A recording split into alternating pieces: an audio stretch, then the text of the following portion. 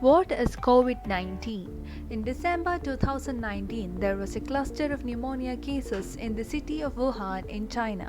Some of the early cases had reported visiting or working in a seafood and live animal market in Wuhan.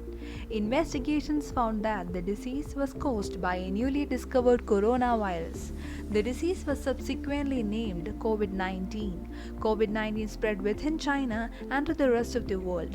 On 30th January 2020, the World Health Organization declared the outbreak a public health emergency of international concern.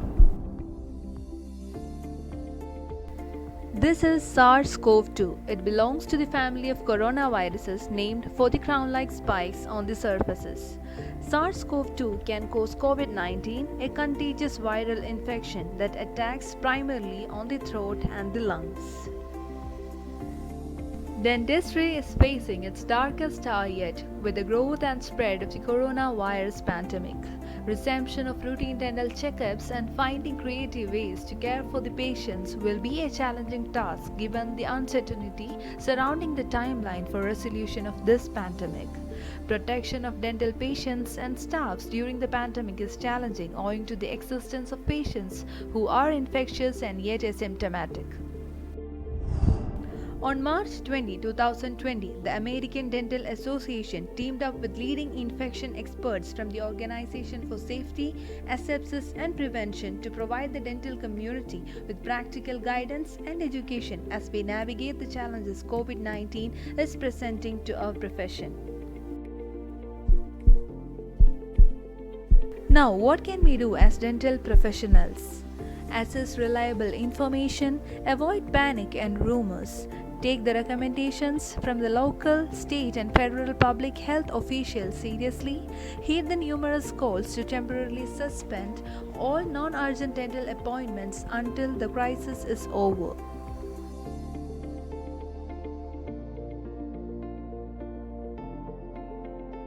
If adequate precautions are not taken, the dental office can potentially expose dental professionals and their patients to cross-contamination.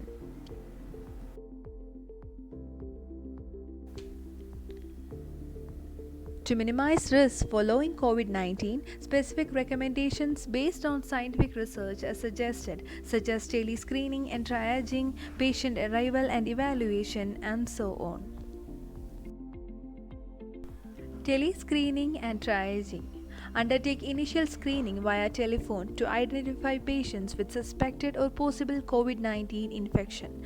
Engage the severity of dental condition to make an informed clinical decision to either provide or defer treatment. Patient arrival and evaluation. Measure the patient's body temperature using a non-contact forehead thermometer or with cameras having infrared thermal sensors on arrival at the dental office. Patients who present with a fever of more than 38 degrees Celsius or respiratory disease symptoms should have elective dental care deferred for at least 2 weeks. Patients should be seated in adherence to social distancing guidelines in the dental clinic. Airborne infection isolation rooms. Patients with suspected or confirmed COVID-19 infection should not be treated in a routine dental practice setting. Instead, this subset of patients should only be treated in airborne infection isolation rooms. Disinfection of inanimate surfaces. SARS-CoV-2 can remain viable in aerosol and survive up to 3 days on inanimate surfaces at room temperature. Therefore, dental staff should make sure to disinfect inanimate surfaces using chemicals approved for COVID-19 and maintain a dry environment to curb the spread of SARS-CoV-2. Personal protective equipment. Dental professionals should follow standard contact and airborne precautions, including the appropriate use of personal protective equipment and hand hygiene practice. They should follow the recommended sequence of putting on and removing personal protective equipment and adhere to guidelines for N95 mask use and reuse. Pre-procedural mouth rinse. Previous studies have shown that SARS-CoV-2 can be prevented by the use of pre-procedural mouth rinse with 0.2% povidone iodine, as it might reduce the load of coronaviruses in saliva. Another alternative is to use 0.12% chlorhexidine mouth rinse due to its antimicrobial properties. Rubber dam. Using rubber dam will help minimize splatter generation. Saliva ejectors. A four-handed technique together with low or high volume saliva ejectors can reduce the production of droplets and aerosols. Imaging.